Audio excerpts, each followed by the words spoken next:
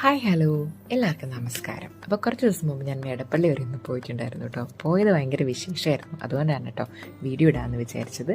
അപ്പോൾ ഇവിടുന്ന് ഞാനൊരു 7 മണിയൊക്കെ ആയപ്പോൾ പോയിട്ടുണ്ടായിരുന്നു. നേരെ വെളുത്ത് ഒരു 5 മണിയൊക്കെ ആയപ്പോൾ അവിടെ എത്തിയിട്ട് ഞാൻ ആ പ്രൈവറ്റ് സ്റ്റാൻഡിൽ തന്നെയാണ് കേട്ടോ ഒരു 8 മണി വരെയൊക്കെ ഇരുന്നത്. പിന്നെ ജസ്റ്റ് ഒന്ന് ഫ്രഷ് ആയിട്ട് പോയിട്ട് ഒരു ബ്രേക്ക്ഫാസ്റ്റ് കഴിച്ചു. അപ്പോഴത്തേക്കും എനിക്കൊരു പൈറിഫോർമി സിൻഡ്രോം എന്ന് പറഞ്ഞൊരു പ്രോബ്ലം ഉണ്ട്. നല്ല പെയിനാണ് കേട്ടോ. അപ്പം രാവിലെ 5 മണി തൊട്ടിട്ട് അവിടെ ഇരുന്നതും തലേ ദിവസം ബസ്സിലിരുന്നതൊക്കെ വെച്ചിട്ട് നല്ല പെയിനായിട്ടോ. പെട്ടെന്ന് ആ വേദന അങ്ങ് കൂടാനും തുടങ്ങി. അപ്പോൾ എന്തായാലും ഹോസ്പിറ്റലിൽ പോകേണ്ട നിവൃത്തിയില്ലാണ്ടായി. അങ്ങനെ അടുത്തുള്ളൊരു ഹോസ്പിറ്റലിൽ ചോദിച്ചറിഞ്ഞ് അങ്ങനെ അങ്ങോട്ട് പോവുകയാണ്. പോകുന്ന വഴിക്ക് നല്ല ഇലഞ്ഞി പൂമരങ്ങളൊക്കെ പൂത്ത് നിൽക്കുന്നുണ്ടായിരുന്നു. നല്ല രസമുണ്ടായിരുന്നു കേട്ടോ കാണാൻ.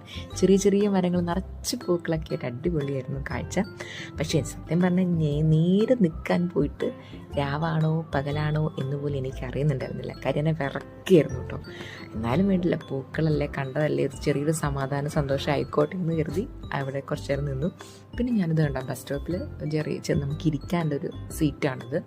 ഇതിൽ ഞാൻ എങ്ങനെ ഇരുന്നിട്ട് നടക്കുന്നില്ല കേട്ടോ. കാര്യങ്ങൾ എന്നിട്ട് സെറ്റല്ല എന്ന് മനസ്സിലായി. പിന്നെ എനിക്ക് പെയിനുള്ള ഭാഗം ഒന്ന് അമർത്തി വെക്കാൻ പറ്റി കുറച്ച് നേരം.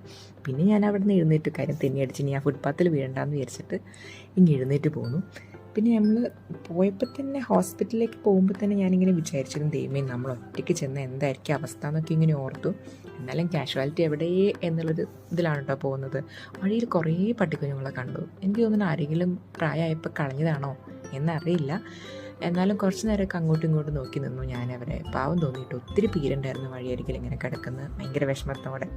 അങ്ങനെ നോക്കുമ്പോൾ നല്ലൊരു ഫ്ലവറൊക്കെ ഇങ്ങനെ പൂത്ത് നിൽക്കുന്നുണ്ടായിരുന്നു. പിന്നെ ഞാൻ അവിടെ ചെന്ന് കഴിഞ്ഞിട്ട് പിന്നെ നമ്മളുടെ പേരും വിവരവും കാര്യങ്ങളൊക്കെ എഴുതിപ്പെറുക്കി വരുമ്പോഴേക്കും നമ്മളൊരു വഴിയും വിളക്കുമായി. കാര്യം ആ നഴ്സുമാർ തന്നെ ഒന്ന് ഹെൽപ്പ് ചെയ്യാത്തതിൽ എനിക്ക് വലിയ വിഷമമുണ്ട് ഗൈസ്. താഴെ വീഴാൻ ഭാഗത്ത് നിന്നിട്ടും ഫുൾ അഡ്രസ്സും ഫോൺ നമ്പറും ഒക്കെ എഴുതി മേടിപ്പിച്ചേ പിന്നെ അവരെന്നെ അകത്തേക്ക് കയറ്റി വിട്ടത്.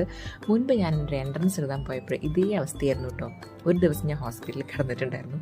അതുപോലൊരു സിറ്റുവേഷനാണ് വീണ്ടും വന്നത്. ഞാൻ ആ സമയമൊക്കെ ഇങ്ങനെ ഓർത്തിരുന്നു കേട്ടോ. അന്നും ഇതുപോലെയൊക്കെ ആയിരുന്നല്ലോ എന്ന് ഓർത്ത് അങ്ങനെ ഇരുന്നു.